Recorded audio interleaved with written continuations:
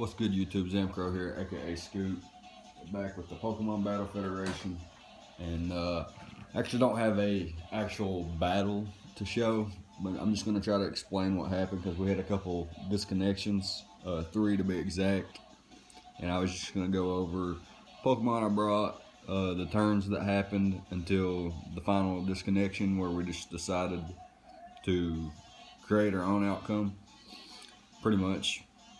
Sounds weird, but anyways, he had a team of my opponent Ryan, coach of the Liverpool Linoones, I think. He had a team of Mega Ampharos, Skarmory, Gothitelle, which Shadow Tag is allowed, Entei, Shaman, Pangoro, Yanmega, Vaporeon, Nidoqueen, Tornadus Therian, and Torrent Greninja. I say Torrent because obviously Protein is banned. And he was 4-1 and we were 3-2.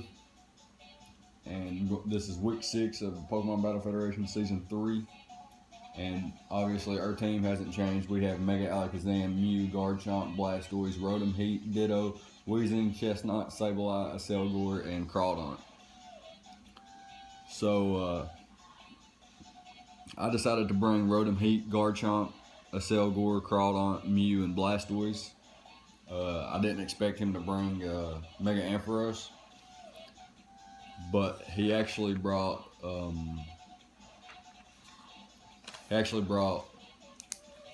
Mega Ampharos, Skarmory,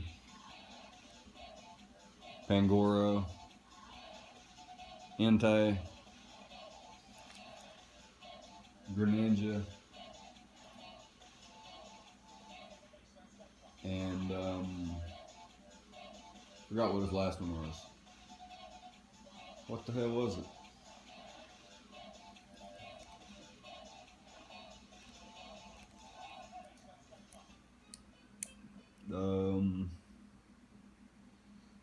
Okay, just give me 1 second. I'm drawing a blank here.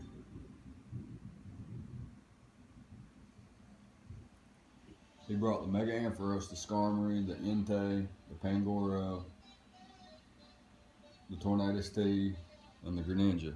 Okay, that's what it was. Tornadus T, Tornadus Therian. And seeing the Tornadus Therian, I automatically wanted to lead Rotom Heat, and that's what I did. He led Tornadus Therian, I led Rotom Heat, and as you can see, I have the Volt Switch, Thunderbolt, Overheat, and Pain Split. He goes for U-turn, and I kind of predicted him to either hard switch or do the U-turn.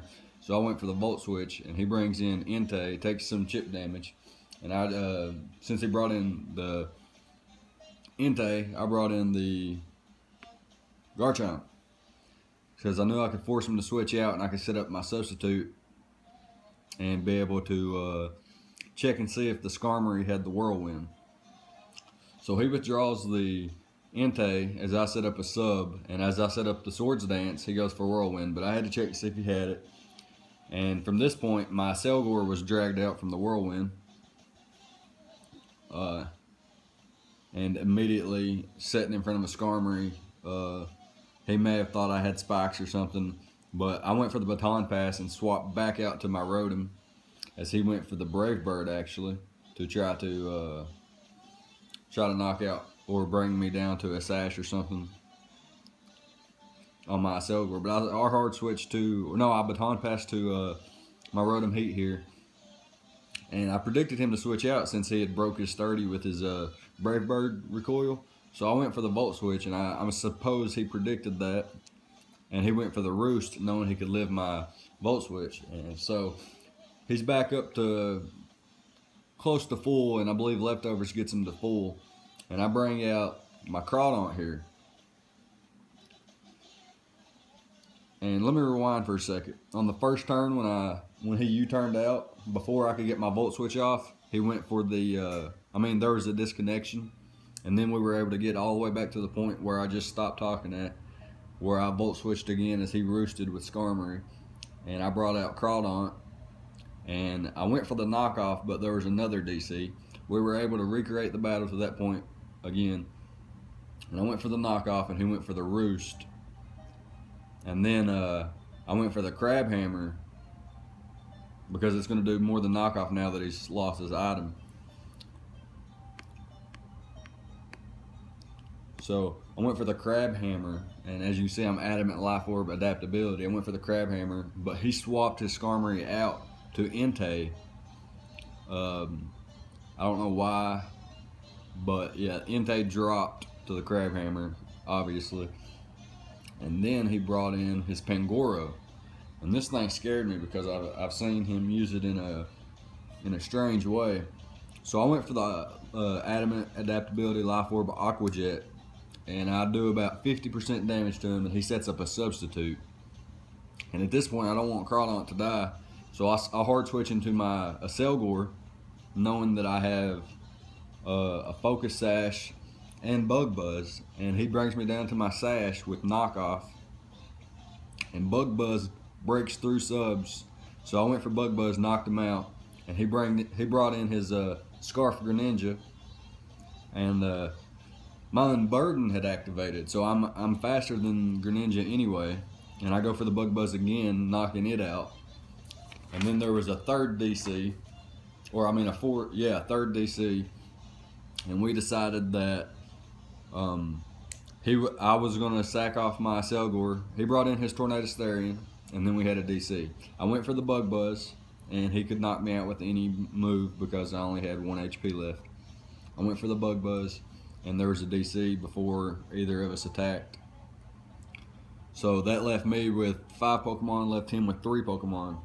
And I explained to him that I would have went for Rotom Heat, bring it back in, and Volt Switch around until